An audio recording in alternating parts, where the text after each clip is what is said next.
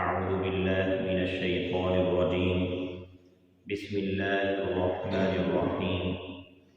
لقد كان في يوسف وإخوته آيات للسائلين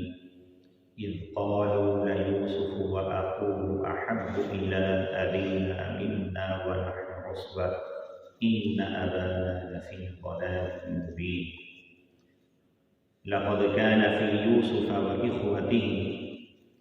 یوسف علیہ السلام اور ان کے بھائیوں کے قصے میں آیات دلائل ہیں للسائلین، ان لوگوں کے لیے جو یوسف علیہ السلام کے قصے کا سوال کرتے ہیں۔ یہ آیت نمبر 7 ہے۔ اس میں اللہ رب العزت فرما رہے ہیں کہ اس میں دلائل ہیں سوال کرنے والوں کے لیے۔ کس چیز کے دلائل ہیں؟ اللہ رب العزت کی قدرت کے اور رسول اللہ صلی اللہ علیہ وسلم کی نبوت کے۔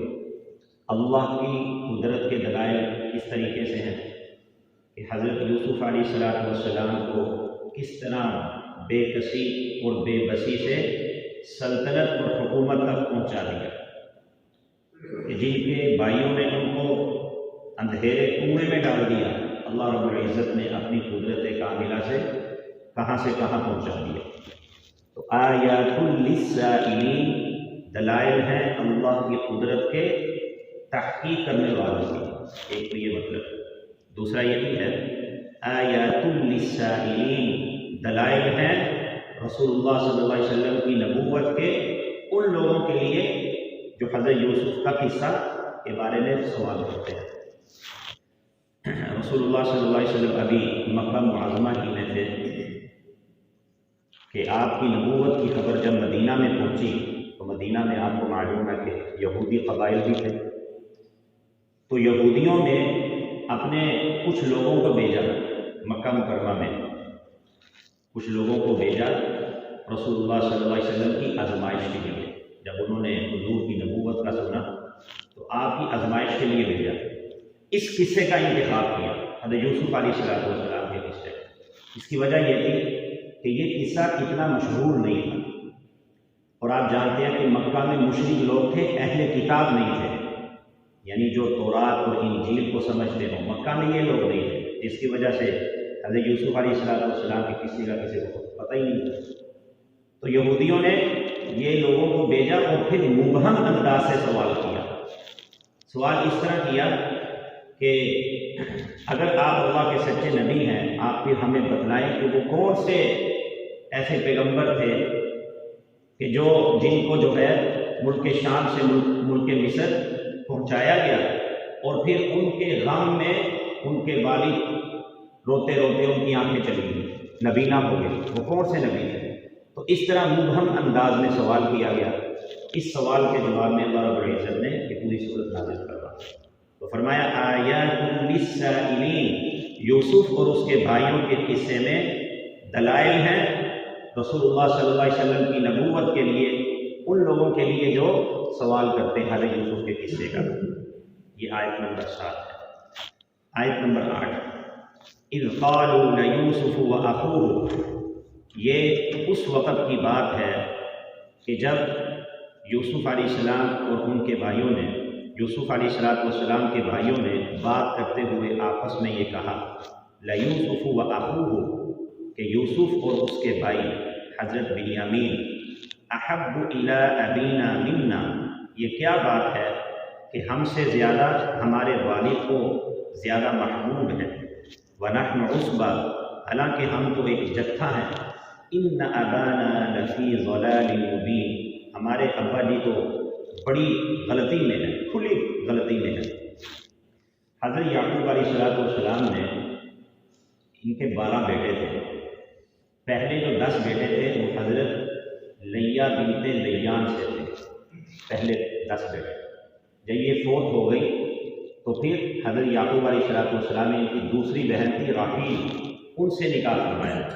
ان سے پھر حضرت یوسف اور حضرت بنیامین پیدا ہوئے،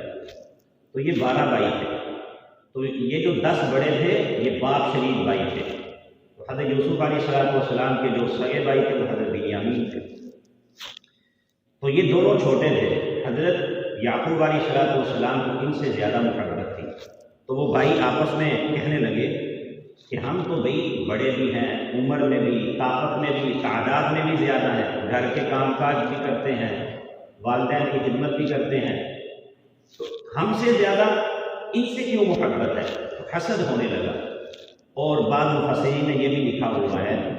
کہ ان کو پتہ چل گیا تھا یوسف علیہ السلام کی اس خواب کا، تو وہ سمجھتے تھے کہ ان کی بڑی شان ہوگی، تو دل میں حسد کرنے لگے،